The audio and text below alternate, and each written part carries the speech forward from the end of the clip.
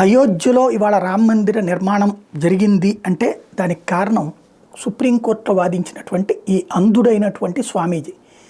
ఈయన్ని అక్కడ ఏం జరిగిందంటే రామభద్రాచార్య స్వామి, ఈయన వల్లనే అయోధ్య తీర్పు ఏకపక్షంగా వచ్చిందని చెప్పచ్చు. ఈ స్వామీజీ అంధుడు. అయినా ఋగ్వేదంలోని శ్రీరాములు వారికి చెందిన 157 మంత్రాలు, వాటికి భాష్యాలు కోర్టులో చెప్పారు.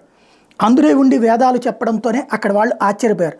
వేదశక్తి ఎలా ఉంటుంది, సనాతన ధర్మం అంటే ఇంత శక్తివంతమైంది అన్నటువంటిది రుజువు చేసిన ఆయన. ఋగ్వేద మంత్రాలకు పదవాక్య ప్రమాణజ్ఞుడైనటువంటి శ్రీ నీలకంఠ పండితుడే నాడో వ్రాసిన భాష్యం మంత్రరామాయణం. ఇతని తండ్రి గోవింద సూరి. దీనిలో 157 ఋగ్వేద మంత్రాలకు భాష్యం ఉంది. దీనిలో దశరథుని పుత్రకామేష్టి నుండి సీతా పృథ్వీ ప్రవేశం వరకు ఉంది. దీని రామభద్రాచార్య స్వామి అనే అంధ సన్యాసి పూర్తిగా చదివి వినిపించారు. అంటే ఆయన తను కంటతా పట్టి చెప్పారు అక్కడ. ఈయన ఒక మఠానికి అధిపతి. రామజన్మభూమి గురించి కోర్టులో వాదాలు జరుగుతున్నప్పుడు జడ్జిల్లో ఒక ముస్లిం న్యాయమూర్తి హిందువులు అన్నింటికీ వేదం ప్రమాణం అంటారు కదా, దాన్ని చెప్పమని ప్రశ్నించారు.